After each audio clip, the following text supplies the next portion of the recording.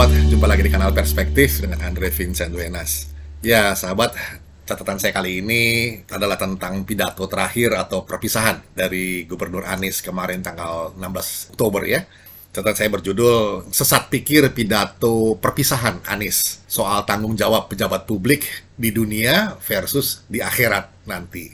Ini sempat bikin rame, maka saya perlu menjelaskannya lewat video ini. Sekali lagi, begini. Sahabat, pada tanggal 16 Oktober kemarin, saya tulisnya persis tanggal 16 hari, jadi saya tulisnya hari ini, masa pemerintahan Gubernur Anies Baswedan itu berakhir. Nah, dalam pidato perpisahannya, Pak Anies ada bilang begini, doakan kami dan jadilah saksi bagi kami, saksi yang nanti akan bersama pada saat kami mempertanggungjawabkan di hadapan Allah, Sang Pemilik segala kekuasaan, yang memberikan kekuasaan kepada siapapun yang Ia kehendaki, dan yang mencabut kekuasaan dari siapapun yang Ia kehendaki. Begitu katanya.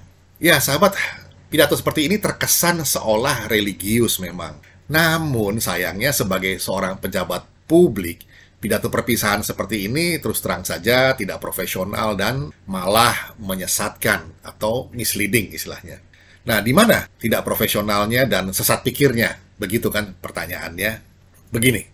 Sahabat, sebagai pejabat publik yang menerima mandat rakyat untuk selama 5 tahun memimpin dan mengelola segala sumber daya Jakarta secara profesional, artinya profesional itu sesuai dengan tuntutan jabatannya, maka pertanggungjawaban profesi atau jabatan itu mestilah terukur dan bisa dipaparkan dengan logis dan masuk akal pada saat ia mengakhiri jabatannya di dunia. Jadi, bukan di akhirat nanti.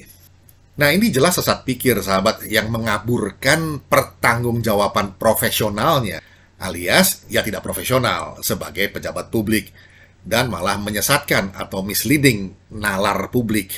Ya, maaf-maaf saja. Sahabat, kita semua paham bahwa pemerintahan yang baik hanya dapat bergulir lancar dalam suatu negara hukum. Artinya yang ada aturan, koridor kebijakannya. Kalau nggak ada kan liar ya. Maka prinsip pemerintahan yang baik itu adalah adanya akuntabilitas. Di mana saat mengakhiri pemerintahannya, ia harus mempertanggungjawabkan di dunia segala tindakannya sebagai pejabat publik. Soal akhirat itu nanti dan urusannya pribadi saja. Sebagai seorang pejabat publik, pertanggungjawabannya bisa kita sarikan dalam 3 dimensi.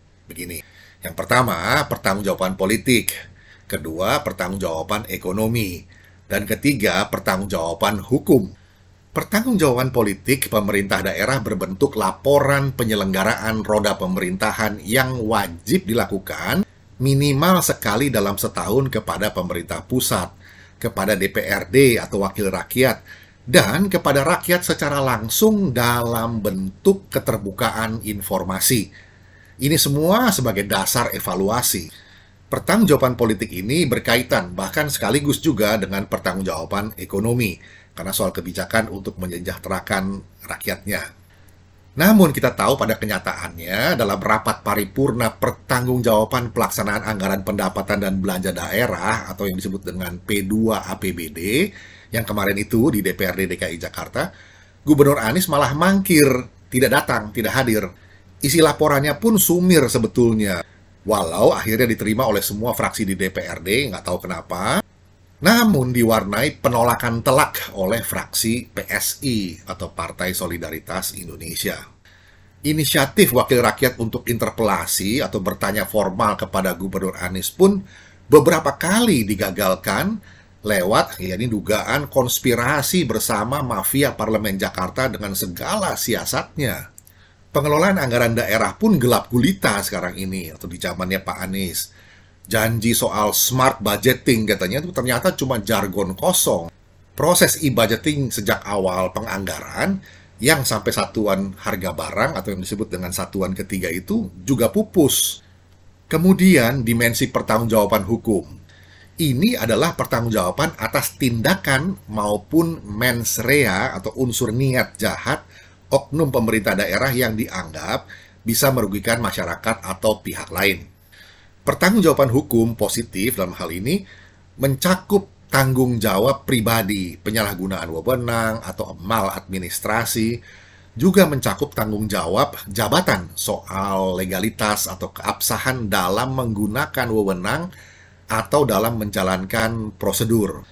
Soal hukum ini, sahabat, bisa berujung pada konsekuensi pidana, perdata, atau pelanggaran administratif.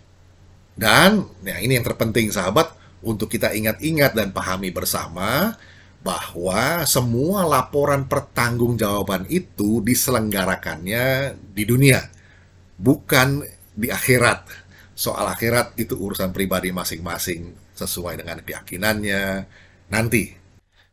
Ya, demikian sahabat, catatan saya soal sesat pikir pidato perpisahan Anies, tanggung jawab pejabat publik di dunia versus di akhirat. Kiranya bisa menjadi perspektif. Kita jumpa lagi di session berikutnya. Terima kasih.